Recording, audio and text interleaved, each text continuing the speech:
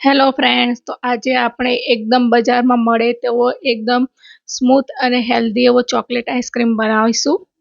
અને ફક્ત એક જ કપ દૂધમાંથી એક ફેમિલી પેક બને એટલો આઈસ્ક્રીમ બનીને તૈયાર થાય છે અને એકદમ સરસ ટેસ્ટી અને બજાર કરતાં શુદ્ધ એવો આઈસ્ક્રીમ આજે આપણે બનાવીશું. તો એના માટે આપણે એક બાઉલ લઈશું.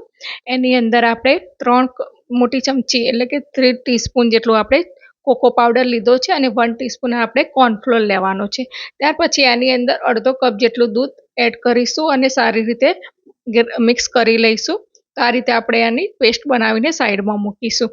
હવે એક કડાઈની અંદર આપણે 1 કપ જેટલું આપણે દૂધ લેવાનું છે. તો વજનમાં 250 ml જેટલું દૂધ છે અને 2 થી 3 ચમચી જેટલી આપણે ખાંડ એડ કરીશું અને દૂધને સારી રીતે ઉકાળશું. દૂધ ઉકળી જાય એટલે આપણે એની અંદર જે આપણે કોકો પાવડરનું મિક્સર તૈયાર કરીને રાખ્યું હતું એ એની અંદર એડ કરશું અને લો ફ્લેમ ઉપર જ આપણે દૂધને એકદમ સરસ ઘટ થાય ત્યાં સુધી ઉકાળવાનું છે. તો ફક્ત 5 મિનિટની અંદર તમે જોઈ શકો છો કે આપણું દૂધ સરસ ઘટ થઈ ગયું છે. તો હવે એને આપણે બાઉલમાં લઈ લઈશું અને એને એકદમ સરસ ઠંડુ થવા દેવાનું છે. તો એને આપણે ઢાંકીને ફ્રીઝરની અંદર તમે 5 મિનિટ માટે મૂકી દેશો તો એકદમ સરસ ઠંડુ થઈ જશે.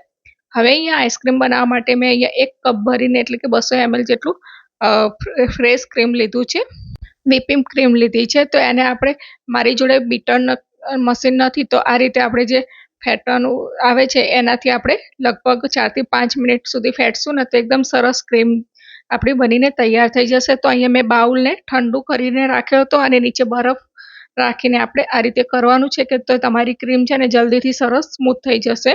હવે અહીંયા આપણી ક્રીમ એકદમ સરસ ફ્લફી થઈ ગઈ છે. મેં બાઉલ ઊંધો કરીને જોયો તો પણ એકદમ સરસ આપણી ક્રીમ પડી સરસ થઈ ગયેલી છે. તો હવે એની અંદર જે આપણે દૂધનું મિક્સર બનાવીને રાખ્યું છે કોકો પાવડરનું એ એની અંદર એડ કરીશું અને સારી રીતે મિક્સ કરી લઈશું. તો તમે ફ્રેન્ડ્સ જોઈ શકો છો એકદમ સરસ શાઇનિંગ આવી ગઈ છે અને એકદમ સ્મૂથ પણ થઈ ગયું છે. તો હવે કોઈ પણ કન્ટેનરમાં તમે આ મિક્સરને લઈ લેવાનું છે અને ઉપરથી તમે ચોકલેટ ચિપ્સ કે ચોકલેટથી ગાર્નિશ કરી લેવાની છે. ત્યાર પછી અહીંયા આપણે બટર પેપર લીધું છે. તો અહીંયા આપણે બટર પેપર ઉપર રાખીશું કે જેના લીધે આપણા આઈસ્ક્રીમમાં આઈસ ક્રિસ્ટલ ના જામે. તો આ રીતે સરસ પેક કરી લેવાનું છે અને ફ્રીજની અંદર 6 થી 7 કલાક માટે રાખવાનું છે. તો હવે 6 થી 7 કલાક થઈ ગયા છે. તો તમે જોઈ શકો છો આપણો આઈસ્ક્રીમ સરસ એકદમ સરસ સેટ થઈ ગયો છે. તો એને આપણે હવે સર્વ કરીશું. તો તમે જોઈ શકો છો કે એકદમ સરસ રીચ ક્રીમી એવો આપણો આઈસ્ક્રીમ બનીને રેડી થઈ ગયો છે અને જોતાં જ ખાવાનું મન થઈ જાય ને એવો છે. તો તમારા બાળકોને પણ ચોકલેટ આઈસ્ક્રીમ ખૂબ જ ભાવશે. તો ફ્રેન્ડ્સ બહુ ઇઝી છે, જલ્દીથી બની જાય છે. તો તમારા બાળકો માટે આ ગરમીમાં તમે જરૂરથી ટ્રાય કરજો, બહુ સરસ લાગશે. અને તમે મારી આ રેસીપી ક્યાંથી જુઓ છો અને વિડીયો કેવો લાગ્યો હોય, પસંદ લાગ્યો હોય તો જરૂરથી ચેનલને લાઇક અને સબસ્ક્રાઈબ કરજો. મળીશું એક નવા વિડીયો સાથે. By friends.